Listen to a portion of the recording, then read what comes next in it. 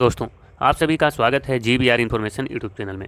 दोस्तों, आज हम एसएससी एमटीएस 2024 में पूछे गए सभी प्रश्नों को लेकर के आए हैं। कैसे? तो सब्जेक्ट वाइज तरीके से हम लेकर के आए हैं, जिससे आप ये अनुमान लगा सको कि हिस्ट्री से किस टॉपिक से कितने प्रश्न पूछे जा रहे हैं, इकोनॉमिक्स से कौन से टॉपिक से ज़्यादा प्रश्न आ रहे हैं, साइंस से कहाँ से प्रश्न आ रहे हैं, पॉलिटी में कहाँ से प्रश्न पूछे जा रहे हैं, ठीक है, ज्योग्राफी में कहाँ से आ रहे हैं, और स्टैटिक्स में कौन से टॉपिक बहुत इंपॉर्टेंट है जो आपको करके जाने चाहिए, स्पोर्ट्स में कहाँ से आ रहे हैं और करेंट अफेयर में कहाँ से आ रहे हैं। तो हम ये सभी प्रश्न जो हैं वो स्टूडेंट्स के द्वारा भेजे गए हैं। ठीक है, स्टूडेंट्स का रिव्यू लेने के बाद ये पता चला है कि ये सारे प्रश्न पूछे गए हैं, तो मैं वही करवा रहा हूँ। ठीक है, इसका एक जो वीडियो है वो अपलोड हो चुका है, ये इसका पार्ट 2 है, तो उस वीडियो को आप एक बार जा करके भी देख सकते हैं। चलिए आज का पहला प्रश्न देखते हैं। पहला प्रश्न है, भारतीय खाद्य निगम के अध्यक्ष कौन है? दोस्तों, ये भारतीय खाद्य निगम के अध्यक्ष पूछा जा रहा है। तो भारतीय खाद्य निगम के अध्यक्ष जो हैं एक IAS अधिकारी हैं, अशोक कुमार मीना। कौन? अशोक कुमार मीना। अशोक कुमार मीना। दोस्तों, मैं जल्दी जल्दी कराऊंगा। ठीक है, प्रधानमंत्री सम्मान निधि योजना के अंतर्गत ऋण योजना को कब तक बढ़ा दिया गया है? दोस्तों, इसको जो है दिसंबर 2024 तक इसको बढ़ा दिया गया है। कब? दिसंबर 2024 तक। वैश्विक बहुआयामी गरीबी सूचकांक 2021 में 109 देशों की सूची में भारत का स्थान जो है वो कौन सा था? तो भारत का स्थान जो है दोस्तों 66वां था। कौन सा? 66वां स्थान था, 2021 के अनुसार पूछा गया है। किसानों से संबंधित कौन सी योजना 2023 में छत्तीसगढ़ में चलाई गई? दोस्तों, ये जो योजना है मुख्यमंत्री वृक्ष संपदा योजना है। ठीक है, कौन? मुख्यमंत्री वृक्ष संपदा योजना। संपदा योजना। ठीक है दोस्तों, यही है जो कि छत्तीसगढ़ में चलाई जा रही है। अगला प्रश्न देखेंगे, भारत की सबसे बड़ी सोलर पार्क कौन सी बन गई है? तो ये सबसे बड़ी जो सोलर पार्क है ये राजस्थान में है दोस्तों, और इसका नाम क्या है? तो इसका नाम है भादला सोलर पार्क। क्या? भादला। मैं लिखता हूँ भादला। ठीक है, NHAI यानी national highway authority of India के अध्यक्ष कौन है? तो ये हैं संतोष कुमार यादव। कौन दोस्तों? संतोष कुमार यादव। ठीक है, रिकी केज ने किस एल्बम के लिए 2023 में अपना तीसरा ग्रैमी पुरस्कार जीता था? तो इनका जो वो जो एल्बम का जो नाम था उसका नाम था डिवाइन टाइड्स। क्या? Divine tides. Divine tides. आगे प्रश्न है, प्रधानमंत्री उज्ज्वला योजना जिसके तहत जो है गरीबों को गैस दी जाती है उसको कब तक बढ़ा दिया गया है? तो इसको जो है 2026 तक इसको बढ़ा दिया गया है दोस्तों, ये अब 2026 तक चलेगी। आगे देखेंगे, हरियाणा सरकार द्वारा शुरू की गई चिराग योजना के लाभार्थियों के लिए उसके परिवार की वार्षिक आय जो है वो कितने रुपए से कम होना चाहिए? ठीक है, तो ये एक हरियाणा राज्य से एक प्रश्न पूछा गया। ठीक है, तो इसको आपको बताना है कि इसका जो राइट आंसर होगा वो क्या होगा। तो मैं बताऊँ, 1.18 जो है 18 लाख की जो आय है उससे कम होना चाहिए, मतलब महीने का 15,000 रुपये। ठीक है, और जो बच्चे की जो उम्र है वो कितना होना चाहिए? तो 4 से 18 वर्ष तक। ठीक है दोस्तों, काशी तमिल संगम किस मंत्रालय द्वारा आयोजित किया गया? तो ये शिक्षा मंत्रालय द्वारा आयोजित किया गया था। कौन सा मंत्रालय? शिक्षा मंत्रालय, एजुकेशनल मिनिस्ट्री। 1 अप्रैल 2022 को किसने लोकसभा में द इंडियन आर्कटिक बिल पेश किया? तो इनका नाम था जितेंद्र सिंह। केंद्रीय मंत्री जो जितेंद्र सिंह हैं उन्होंने 1 अप्रैल 2022 को लोकसभा में क्या किया था? द इंडियन अंटार्कटिक बिल उसको पेश किया था। ठीक है, आगे देखते हैं अगला प्रश्न, एक राष्ट्र एक उर्वरक के तहत उर्वरक किस ब्रांड नाम से बेचा जाएगा? ठीक है, उर्वरक का क्या नाम होगा? एक राष्ट्र एक उर्वरक के तहत इस उर्वरक का नाम होगा दोस्तों भारत। उर्वरक जो है भारत के नाम से बेचा जाएगा। 2022 का फार्मूला 1 वर्ल्ड चैंपियनशिप विजेता कौन है? तो ये जो मैक्स वर्स्टेपन है वो है दोस्तों। कौन? Max Verstappen. ठीक है, पुर्तगाल के खिलाड़ी हैं। ठीक है, डच हैं, सॉरी। साहित्य का नोबेल पुरस्कार 2022 किसे दिया गया है? दोस्तों, ये जो दिया गया एनी अर्नेक्स को दिया गया। क्या? एनी अर्नेक्स। ठीक है, ये किसका? साहित्य का नोबेल पुरस्कार जो है वो। दोस्तों, हम आगे बढ़ेंगे और खेल देखेंगे। विशप शब्द किस खेल से संबंधित है? तो विशप जो शब्द है वो शतरंज से संबंधित है, यानी कि चेस से संबंधित है।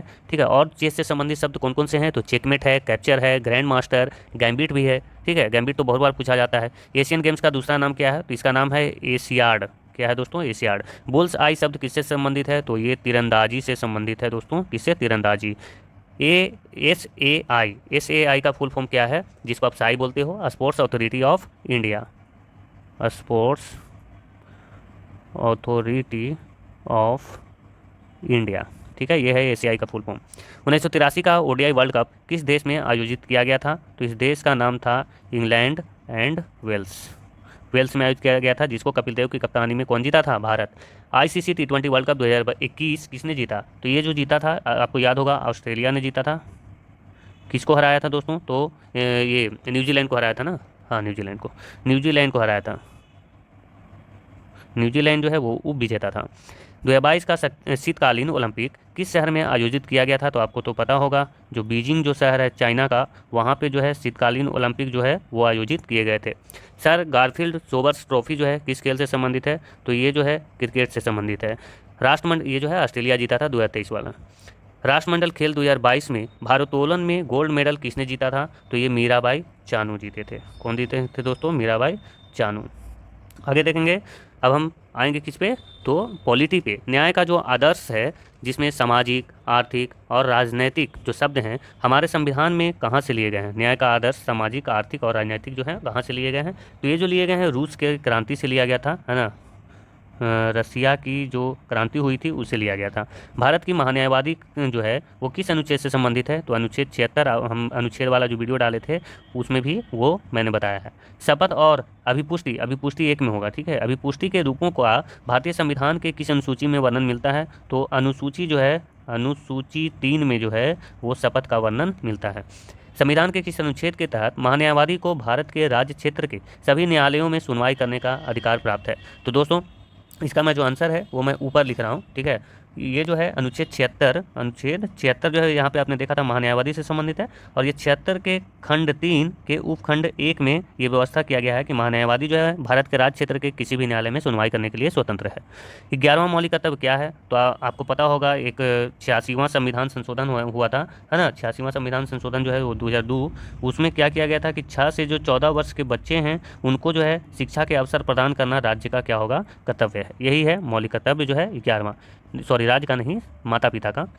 राज्यपाल किसकी सलाह पर अन्य मंत्रियों की नियुक्ति करता है? तो मुख्यमंत्री की नियुक्ति जो है राज्यपाल करेगा, ठीक है। और मुख्यमंत्री की सलाह पर अन्य मंत्रियों की नियुक्ति जो है राज्यपाल करेगा। तो इसका राइट आंसर होगा क्या? मुख्यमंत्री। मुख्यमंत्री की सलाह पर जो है अन्य मंत्रियों की नियुक्ति राज्यपाल करता है। राज्यपाल की योग्यता के बारे में गलत कथन आपको बताना था। तो दोस्तों राज्यपाल का जो है कि आपके बारे राज्यपाल के बारे में अगर पता होगा तो आप उसको आसानी से मार सकते हैं, है ना। जैसे कि 35 साल उसकी कम से कम उम्र होनी चाहिए, है ना। वह भारत का नागरिक होना चाहिए।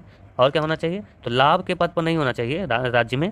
और फिर वो विधानसभा के सदस्य चुने जाने योग्य होना चाहिए, ठीक है। और जो इसका जो राइट आंसर था एक दिया हुआ था कि राज्यपाल की पदावधि जो है वो 6 वर्ष की होती है। तो ये जो कथन है, यही कथन इसमें गलत था, क्योंकि राज्यपाल की जो पदावधि है वो 5 वर्षों का ही होता है। और ये 5 वर्ष भी नहीं है, ये तो तय है ही नहीं। राष्ट्रीय आपातकाल के दौरान इंदिरा गांधी के कार्यकाल में लोकसभा का कार्यकाल कितने वर्षों के लिए बढ़ाया गया था? तो ये जो है एक वर्ष करके लिए के 2 बार में 2 वर्ष के लिए बढ़ाया गया था। 2 बार में 2 वर्ष, 2 वर्षों के लिए इसको बढ़ा दिया गया था, लेकिन एक वर्ष करके बढ़ाया गया था। आगे बढ़ेंगे, उपराष्ट्रपति का कार्यकाल कितने वर्षों का होता है? तो ये 5 वर्षों का इनका कार्यकाल होता है। समान नागरिक संहिता यानी यूसीसी का वर्णन अनुच्छेद कितना में है? तो अनुच्छेद 44 में है। आपने सुना ही होगा, कितना चर्चा में रहा ये। संसदनात्मक शासन प्रणाली किस देश से लिया गया है? तो ये लिया गया था किसे? ब्रिटेन से लिया गया था। दोस्तों अब हम आगे बढ़ेंगे और अगला टॉपिक देखेंगे जो है कि हिस्ट्री है। तो हिस्ट्री में है अकबर के शासनकाल में मनसबदारों में सबसे निचले क्रम के मनसबदार कौन थे? तो दोस्तों मनसबदार जो थे वो टोटल 33 तरह के होते थे। कितने तरह के? 33 प्रकार के। लेकिन जो सबसे निचले क्रम के मनसबदार होते थे उनके साथ हमेशा 10 सेनाएं चलती थी, है ना। तो हम इसका आंसर बोल सकते हैं, जिनके साथ जो है वो 10 सैनिक चलता था, 10 सैनिक साथ चलता था, वही जो है सबसे निचले क्रम के होते थे। और जो सबसे ऊपरी क्रम के होते थे उनके साथ 10,000 सैनिक चलता था उनके साथ हमेशा। लेकिन ये जो है ये कोई राजशाही परिवार है या फिर राजकुमार है, ठीक है, तो उन लोगों को ही ये सुविधाएं दी जाती थी। आगे बढ़ेंगे, पूर्ण स्वराज की मांग कांग्रेस के किस अधिवेशन में की गई? तो आपको पता होगा 1929 का लाहौर अधिवेशन, रावी नदी के किनारे वाला, आपको पता है ना, जिसमें जो है पंडित जवाहरलाल नेहरू जो हैं वो अध्यक्षता कर रहे थे।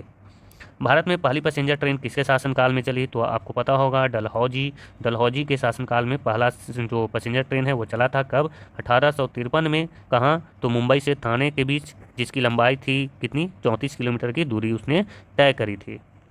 आगे बढ़ेंगे, बाजार नियंत्रण नीति यानी बाजार नियंत्रण प्रणाली की शुरुआत किसने की थी? तो अलाउद्दीन खिलजी। कौन नहीं जानता, है ना, अलाउद्दीन खिलजी इसका राइट आंसर है, ठीक है। आगे देखेंगे, स्वराज पार्टी के संस्थापक कौन थे? तो स्वराज पार्टी का गठन किसने किया था? मोतीलाल नेहरू, है ना। सॉरी, स्वराज पार्टी का गठन किसने किया था? मोतीलाल नेहरू और चित्तरंजन दास। लेकिन जो संस्थापक ही पूछा ना, हाँ, मोतीलाल नेहरू और चित्तरंजन दास, तो चित्तरंजन दास। आगे देखेंगे, प्लासी के युद्ध के समय बंगाल का नवाब कौन था? तो सुजाउद्दौला था। कौन? सिराजुद्दौला, मैं लिखूं सिराजुद्दौला। ये जो था प्लासी का जो 1757 में हुआ था, उस समय जो है सिराजुद्दौला जो है वो अवध बंगाल का नवाब था। आगरा शहर की स्थापना किसने की थी? तो सिकंदर लोदी, सिकंदर लोदी।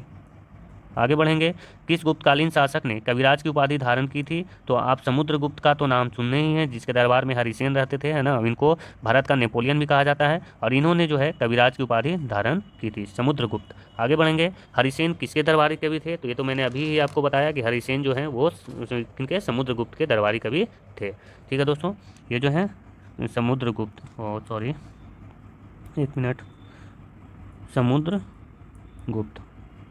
हड़प्पा सभ्यता में बंदरगाह शहर कहाँ कहाँ थे? तो हड़प्पा सभ्यता में जो है वो बंदरगाह शहर कौन थे? तो एक तो था लोथल, है ना, लोथल जो कि भोगवा नदी के किनारे है। लोथल सही लिख दिया ना मैंने? हाँ सही लिखा है। और एक थे सुरकोटदा, क्या? सुरकोटदा। आगे देखेंगे, सिंधु घाटी सभ्यता के किस स्नान पर गोदीबाड़ा खोजा गया है ना। गोदीबाड़ा कहाँ पे मिला था? तो गोदीबाड़ा जो है ये भी लोथल में ही मिला था। लोथल जो कि भोगवा नदी के किनारे है, कहाँ? गुजरात में। किस चार्टर अधिनियम से चीन के साथ ईस्ट इंडिया कंपनी का व्यापार का जो एकाधिकार, यहाँ पे एका होना चाहिए, एकाधिकार समाप्त हो गया था? तो ये जो है 1833 ईस्वी के चार्टर अधिनियम है। कौन? 1833 ईस्वी का जो चार्टर अधिनियम है उसके तहत हुआ था। किस अधिनियम के द्वारा गवर्नर जनरल परिषद को भारत के सभी ब्रिटिश राज्य क्षेत्र हेतु कानून बनाने की शक्ति प्राप्त हो गई? तो ये जो है किसके तहत प्राप्त हुआ था? तो ये भी 1833 के जो चार्टर अधिनियम था उसी के तहत जो है ये भी प्राप्त हुआ था। किस मुगल सम्राट ने अपने पिता को आगरे के किले में बंदी बनाया था? तो आपको पता होगा शाहजहां को जो है बंदी बनाया गया था। और कौन बंदी बनाया था? तो शाहजहां का पुत्र जो औरंगजेब है, औरंगजेब, इसने बंदी बना लिया था। कहाँ? तो आगरे के किले में। मोहनजोदड़ो की महान स्नानागार की सामग्री किस सामग्री से बनाया गया है? किस सामग्री से? एक में स्नानागार किस, यहाँ पे जो है किस होगा, किस सामग्री, ये नहीं होगा, किस सामग्री से बनाया गया है? तो ये जो है ईंट से बनाया गया। किससे? ईंट से। आगे बढ़ेंगे, गुप्त वंश का वास्तविक संस्थापक कौन था? एक मिनट दोस्तों, हाँ, गुप्त वंश का वास्तविक संस्थापक कौन था? तो ये चंद्रगुप्त, एक मिनट लिखा नहीं रहा, चंद्रगुप्त प्रथम। चंद्रगुप्त प्रथम जो था उसको माना गया है गुप्त वंश का वास्तविक संस्थापक। लेकिन गुप्त वंश के जो संस्थापक थे वो कौन थे? तो गुप्त वंश के संस्थापक थे श्रीगुप्त। कल भी मैंने ये बताया था। गंडक नदी का वैदिक नाम क्या है? तो गंडक नदी का वैदिक नाम जो था वो था सदानीरा। क्या दोस्तों? सदानीरा। मैं लिख कर नहीं पा रहा हूँ, नीरा, एक मिनट। कालिदास किसके दरबारी कवि थे?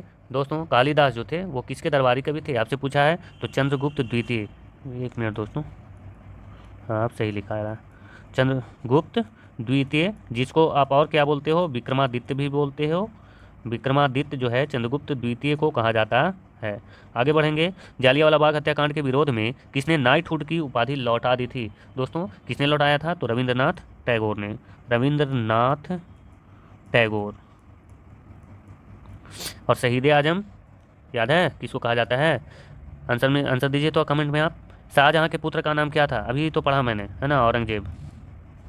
क्या हो जा रहा है इसमें? औरंगजेब।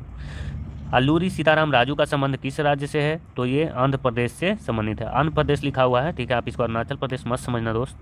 1857 ईस्वी के विद्रोह का नेतृत्व लखनऊ से किसने किया था? तो ये बेगम हजरत महल का तो नाम सुने ही होंगे आप, हजरत महल। ये जो है लखनऊ से क्या किए थे? विद्रोह का नेतृत्व किए थे। दिल्ली से कौन किया था? ये आप कमेंट में बताइए मुझे।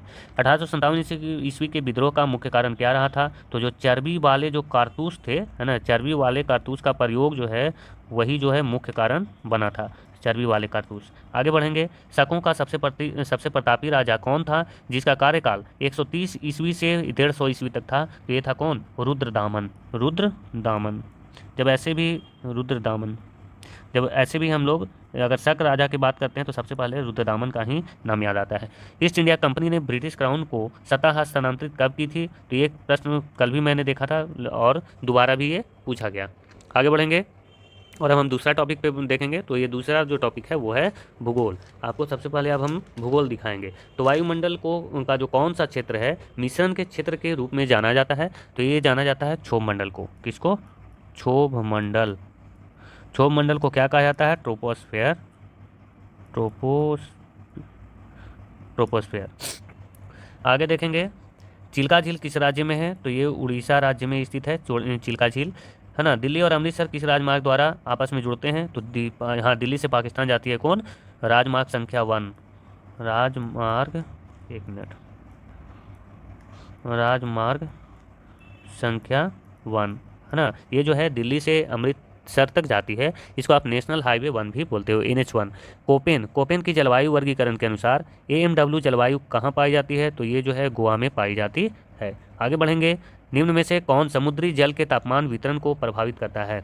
तो ये समुद्र का जो जल वितरण है, जो तापमान का वितरण है, उसको कौन प्रभावित करेगा? तो सबसे पहले तो वहाँ की जो हवाएं होंगी, है ना, जो प्रचलित हवाएं होंगे वो प्रभावित करेंगे। उसका लैटिट्यूड क्या है वो प्रभावित करेगा, है ना। और क्या प्रभावित जो महासागरीय जो जलधाराएं होती हैं वो भी प्रभावित करेंगे।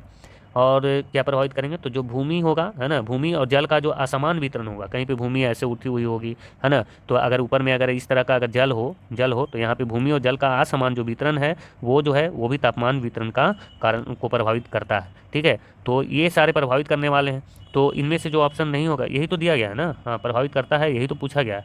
तो हमने क्या क्या देखा? तो हवाएं प्रभावित करती हैं, है ना, अक्षांश प्रभावित करती हैं, और क्या प्रभावित करती हैं?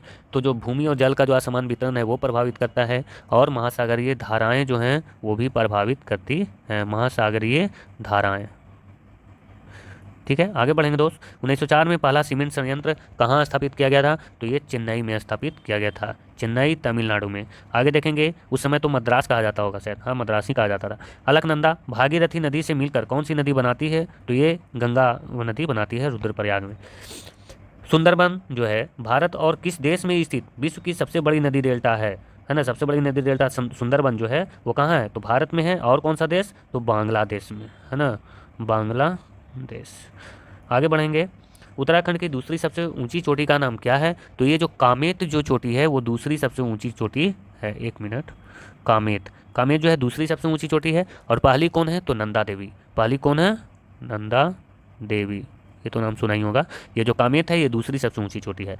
महानदी का उद्गम स्थल कहाँ है? तो जो महानदी है वो कहाँ से निकलती है? तो सिहावा जो पर्वत है, सिहावा पर्वत, एक मिनट लिखता हूँ मैं, सिहावा पर्वत, ये कहाँ पे है? तो रायपुर में। रायपुर कहाँ है? तो छत्तीसगढ़ की राजधानी है। आगे देखेंगे, अगला टॉपिक अब हम देख रहे हैं दोस्तों, तो ये जो है इकोनॉमिक्स देख रहे हैं। ठीक है, जनगणना मैंने इसी में इंक्लूड किया। जनगणना आप जरूर पढ़ के जाना, बहुत सारे प्रश्न इससे पूछे जा रहे हैं। मैंने जनगणना के लिए जो है वो एक वीडियो बनाया है, स्टैटिक्स का पार्ट 1 पार्ट 2, आप उसमें देखो, बहुत सारी चीज़ कवर होंगे उससे। जनगणना 2011 के अनुसार भारत का प्रजनन दर कितना है? दोस्तों, जो भारत का प्रजनन दर है 2011 के अनुसार वो है 2.2। मुद्रा प्रिंटिंग का अधिकार किसके पास है? तो ये मुद्रा प्रिंटिंग जो है RBI कर सकता है। लेकिन दोस्तों यहाँ पे जो है वित्त मंत्रालय भी तो हो सकता है ना। लेकिन यहाँ पे कब होगा वित्त मंत्रालय? जब स्पेशली दे दे कि 1 रुपये का जो नोट है वो छापने का किसका अधिकार है? तो होगा वित्त मंत्रालय। बाकी ऐसे RBI सही है। 2011 की जनगणना के अनुसार अरुणाचल प्रदेश की जनसंख्या घनत्व कितना था? तो जनसंख्या घनत्व जो है यहाँ 17 व्यक्ति प्रति किलोमीटर रहते थे, है ना, 17 व्यक्ति प्रति किलोमीटर, ये ठीक है। 2011 की जनगणना के अनुसार सबसे कम जनसंख्या घनत्व वाला केंद्र शासित प्रदेश कौन है? तो सबसे कम जो जनसंख्या घनत्व वाला केंद्र शासित प्रदेश था वो था अंडमान एंड निकोबार द्वीप समूह, अंडमान निकोबार द्वीप समूह। और अगर मान के चलिए ऐसे पूछा होता कि 2011 की जनगणना के अनुसार जो है सबसे अधिक जनसंख्या घनत्व वाला केंद्र शासित प्रदेश कौन है, तब क्या हो जाता आंसर? दिल्ली में बहुत ज़्यादा जनसंख्या घनत्व है। पॉवर्टी का मतलब क्या होता है? ये पॉवर्टी जो है मतलब POVERTY वाला है, ठीक है। पॉवर्टी गरीबी जिसको बोलते हैं, तो इसका मतलब क्या है? इसका मतलब है गरीबी या निर्धनता, जो मतलब कि जीवन जीने के लिए जो है साधन या फिर इसके लिए धन के अभाव की स्थिति को ही तो गरीबी बोला जाता है। तो गरीबी है या फिर निर्धनता जो है उसको हम पॉवर्टी बोलते हैं। आयुष्मान भारत योजना किस मंत्रालय से संबंधित है? आयुष्मान भारत योजना जो है वो किस मंत्रालय से संबंधित है? तो स्वास्थ्य एवं परिवार कल्याण मंत्रालय, स्वास्थ्य एवं परिवार कल्याण मंत्रालय।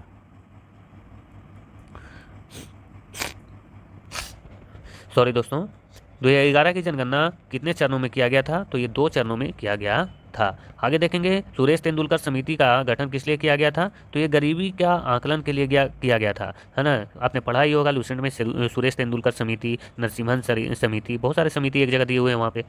राष्ट्रीय पारिवारिक लाभ योजना, यहाँ पे योजना होगा, ठीक है, योजना। इसकी शुरुआत कब की गई? तो इसकी शुरुआत जो है 1995 में की गई थी, है ना, 1995 में। आगे देखेंगे, 1951 की जनगणना के महारजिस्ट्रार एवं जनरल जनगणना आयुक्त कौन थे? यहाँ पे जनरल नहीं होना चाहिए, जनगणना आयुक्त होना चाहिए। ये कौन थे? तो आर ए गोपाल स्वामी। कौन? R A Gopal. ये भी मैंने जो है वो प्रश्न उसमें करवाया है दोस्तों, वो मैंने वीडियो में ये प्रश्न भी करवाया था। मई 2022 तक चीनी का सबसे बड़ा उत्पादक राज्य कौन सा है? तो मई 2022 तक जो है वो महाराष्ट्र जो है वो चीनी का सबसे बड़ा उत्पादक राज्य था। भारत में शहरी एवं ग्रामीण जनसंख्या का प्रतिशत जो है 2011 में कितना था? ये भी प्रश्न मैंने वहाँ पे करवाया था। 31.16% जो है वो है ग्रामीण जनसंख्या, और जो शहरी जनसंख्या कितना बच गया? लगभग 68%। 68% जो है वो ये शहरी है, शहरी जनसंख्या और ग्रामीण जनसंख्या ये, क्योंकि ग्रामीण जनसंख्या ज़्यादा था ना। विश्व में गेहूं उत्पादन में भारत का कौन सा स्थान है? तो ये जो है सेकंड स्थान धारण करता है। पहले स्थान पे कौन है? तो चाइना है।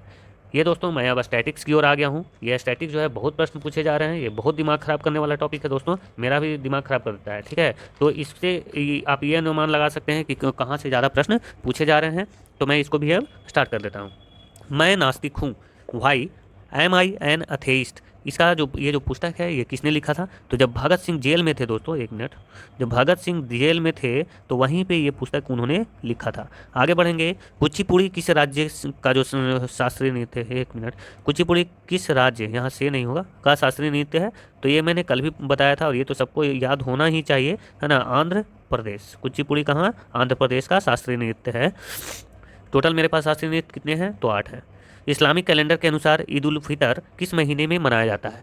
तो दोस्तों ये जो इस्लामिक कैलेंडर होते हैं उसमें जो उसका जो 10वां महीना होता है सव्वाल उसको बोलते हैं। कौन? 10वें महीना का जो सव्वाल होता है, 10वें महीना जो होता है सव्वाल, उसमें ये मनाया जाता है। सवाल के जो पहले दिन होता है उसी में मनाया जाता है। वेदांतम सत्यनारायण शर्मा जो हैं वो किस नृत्य से संबंधित हैं? तो ये जो है कुचिपुड़ी से संबंधित है, कुचिपुड़ी से ये संबंध रखते हैं वेदांतम सत्यनारायण शर्मा। आगे बढ़ेंगे। 2023 की स्थिति के अनुसार उत्तर प्रदेश का राज्यपाल कौन है? तो आनंदीबेन पटेल थी 2023 की स्थिति के अनुसार। अब तो वहाँ पे चेंज हो गए हैं। अब बताइए कि अभी जो है मैंने वो स्टैटिक्स वाला वीडियो में करवाया है, ठीक है, जो 9 राज्यपाल चेंज हुए थे मैंने वहाँ पे बताया था। अगर आप वो वीडियो देखें तो वहाँ का जो राज्यपाल हैं अभी उत्तर प्रदेश के वो आप बताइए मुझे, ठीक है, कहाँ? कमेंट में। आगे देखेंगे। भारत के किस राज्य में ये महोत्सव, एक मिनट क्वेश्चन गलत टाइप है, भारत के किस राज्य में ये महोत्सव कैसे आ गया? मोत्सू है क्या? एक मिनट, होत्सू नहीं, हाँ ये मोत्सू ही होगा, ठीक है, मोत्सू उत्सव, या इसको सही कर लीजिएगा, ठीक है। मोत्सू उत्सव कहाँ मनाया जाता है? मोत्सू आपने सुना होगा, नागालैंड में मनाया जाता है, नागालैंड। भारत रत्न पुरस्कार प्राप्त करने वाले पहले संगीतकार कौन थे? है ना, सब पहले संगीतकार कौन थे जिनको भारत रत्न मिला था? तो सुब्बू लक्ष्मी को मिला था, सुब्बू लक्ष्मी। आप मुझे क्या बता सकते हो कि और कौन कौन से संगीतकार हैं जिनको भारत रत्न दिया गया है? तो मैं बताता हूं आपको कि जैसे कि 1999 में किसको? पंडित रविशंकर, है ना, जो कि सितार वादक हैं, उनको मिला था। और उसके बाद 2001 में किसको मिला? तो बिस्मिल्लाह खान, जो कि शहनाई वादक थे, उनको मिला था। बिस्मिल्लाह खान को कब? 2001 में।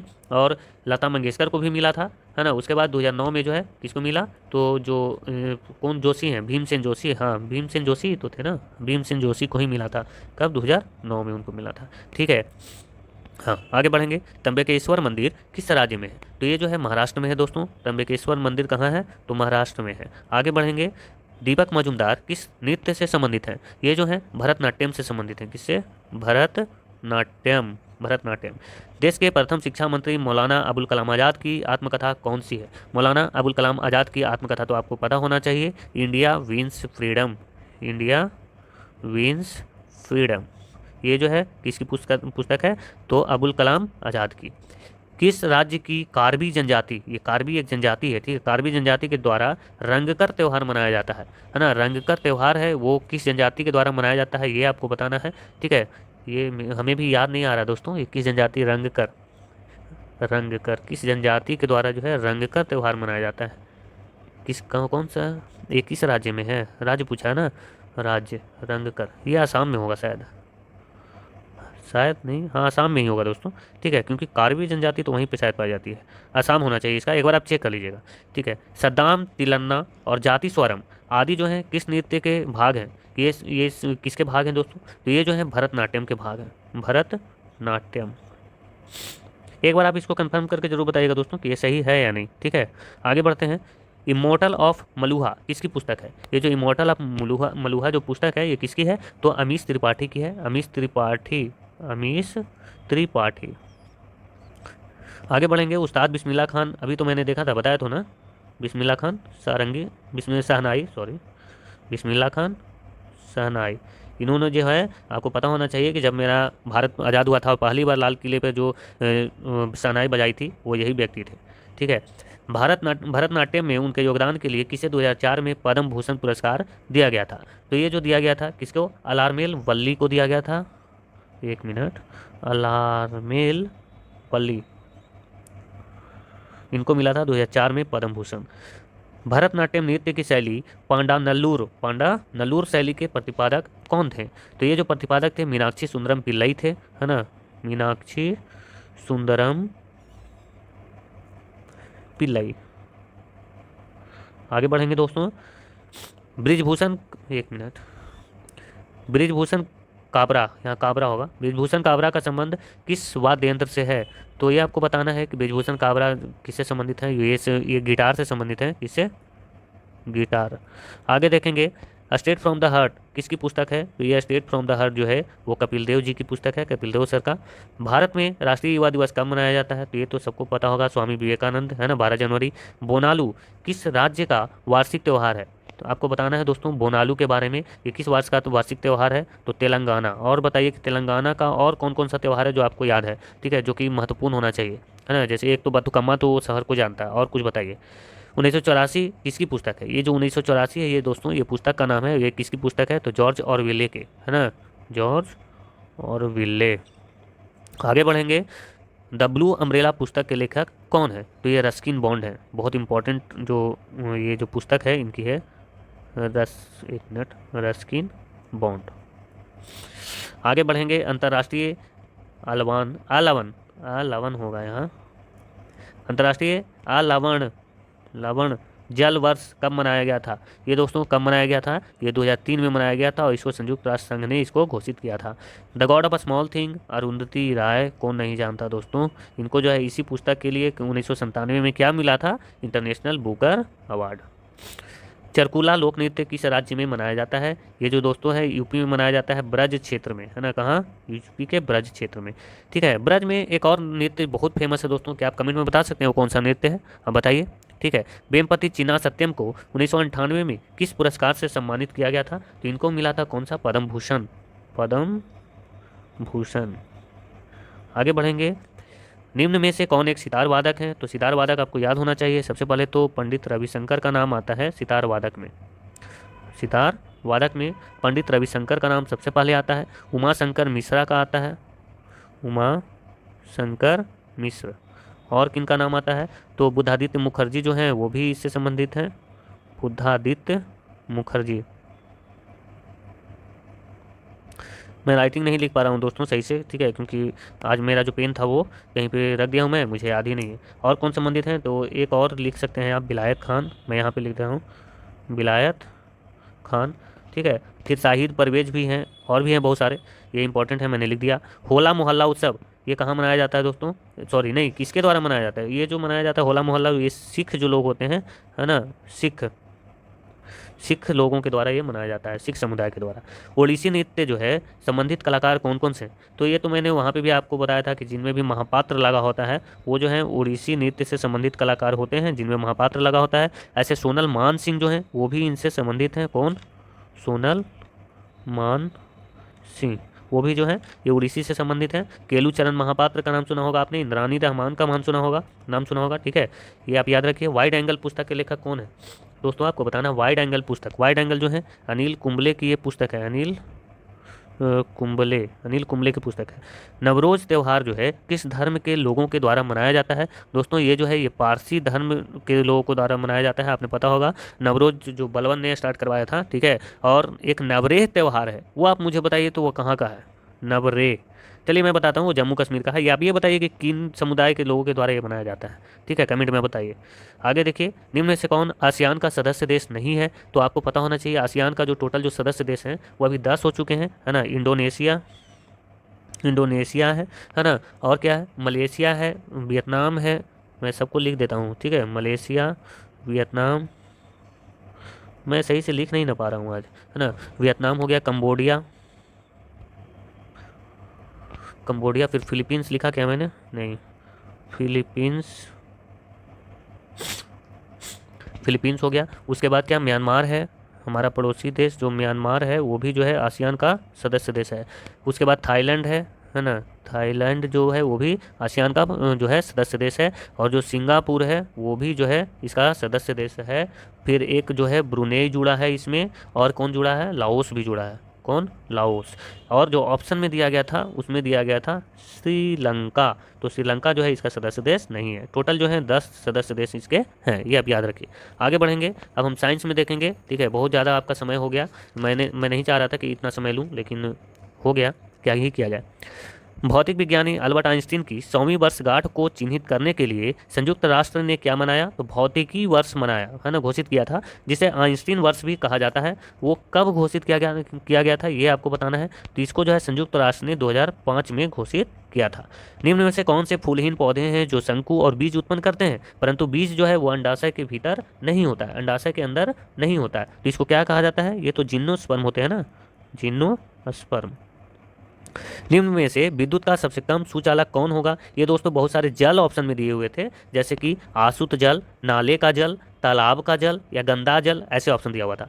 तो आपको पता है कि विद्युत का जो है वो कम सुचालक कौन होगा, जो शुद्ध जल होगा, है ना, जो आसुत जल होगा वही, तो आसुत जल वहाँ पे दिया गया था, ठीक है। तो शुद्ध जल भी आप इसे बोल सकते हो, शुद्ध जल जो है विद्युत का कुचालक होता है, सुचालक नहीं होता है, ठीक है, शुद्ध जल। वही जल अगर गंदा हो जाए, उसमें जो है कि क्या आ जाए, उस मतलब कि गंदगी आ जाए, तो क्या होगा, वो सुचालक हो जाएगा, उसमें बिजली दौड़ने लग जाएगी। इसलिए देखते होंगे आपकी जो अर्थिंग पहले दिया जाता था, अब तो वो अब नहीं दिया जाता, वो जो अर्थ दिया जाता था, अर्थिंग, वो कहाँ दिया जाता था, तो नाले में दिया जाता था। आगे बढ़ेंगे, वायु गति दर्शन, जिसको वाइंड वेन भी कहा जाता है, उसका प्रयोग किस लिए किया जाता है, तो इसका प्रयोग किया जाता है जो वायु की जो दिशाएं होती है उसको ज्ञात करने के लिए। किसके लिए, वायु की दिशा ज्ञात करने के लिए, जो डायरेक्शन होता है उसको ज्ञात करने के लिए। कोशिका का पावर हाउस किससे कहा जाता है, तो माइटोकॉन्ड्रिया को कहा जाता है, माइटोकॉन्ड्रिया।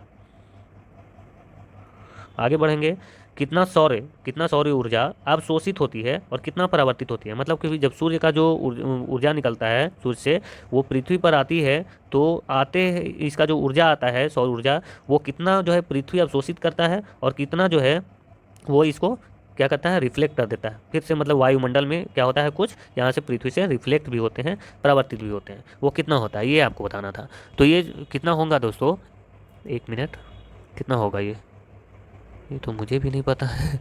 ये शायद 70% और 30% होते हैं ना, हाँ वही होगा, एक बार आप कंफर्म कर लेना, ठीक है। 70% जो है वो अवशोषित कर लेती है पृथ्वी, और जो रिफ्लेक्ट है वो कितना करती है, रिफ्लेक्ट कर देती है 30%। आगे, दूध में कौन सी बैक्टीरिया पाई जाती है, तो लैक्टोबैसिलस, लैक्टोबैसिलस।